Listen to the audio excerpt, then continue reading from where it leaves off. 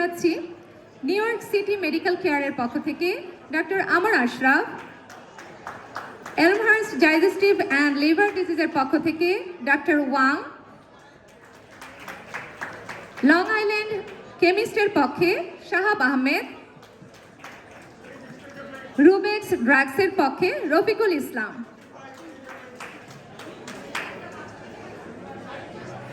আমাদের সম্মানিত পৃষ্ঠপোষক বৃন্দের সম্মাননা প্রদান শিল্পাঙ্গনের পরিচালক ফালা আহমেদকে আমরা অনুরোধ করব সম্মাননা প্রদান করার জন্য, এবং আক্তার কামাল আসছেন ফালা আহমেদ এবং আক্তার কামাল সম্মাননা প্রদান করার জন্য।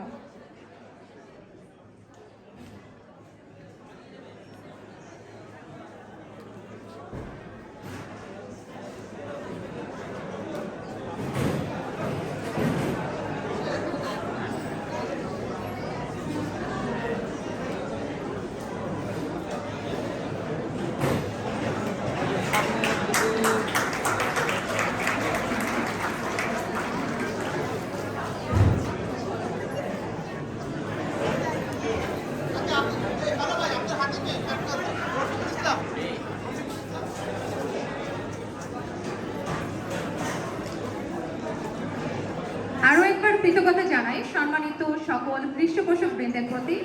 আশা করি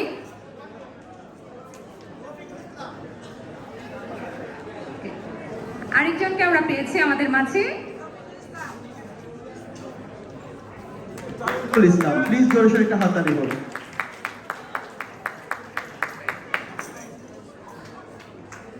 আরও একবার কৃতজ্ঞতা জানাচ্ছি সম্মানিত সকল পৃষ্ঠপোষক বৃন্দের প্রতি।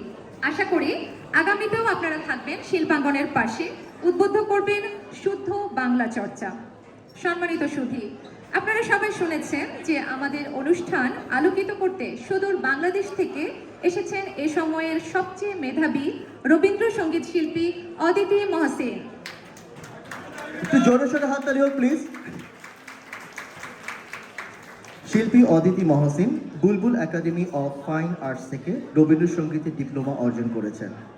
এরপর তিনি প্রখ্যাত রবীন্দ্রসঙ্গীত শিল্পী সাদি মোহাম্মদের অধীনে সঙ্গীত প্রশিক্ষণে অব্যাহত রাখেন।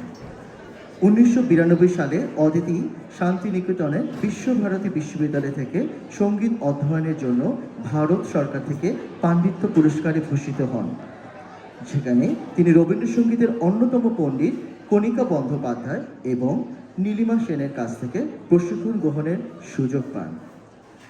শিল্পী অদিতি মহসিন শান্তিনিকেতন থেকে ব্যাচেলর অফ মিউজিক এবং মাস্টার অফ মিউজিক উভয় পরীক্ষায় প্রথম শ্রেণীতে উত্তীর্ণ হন। অদিতি মহসিন বর্তমানে ছায়ানটের একজন সিনিয়র শিক্ষক হিসেবে দায়িত্ব পালন করছেন। আমরা অত্যন্ত আনন্দ ও গর্বের সঙ্গে শিল্পাঙ্গনের মঞ্চে আমন্ত্রণ জানাচ্ছি বরেণ্য শিল্পী অদিতি মহসিনকে। প্লিজ জোরে সোরে হাততালি হোক। ধন্যবাদ।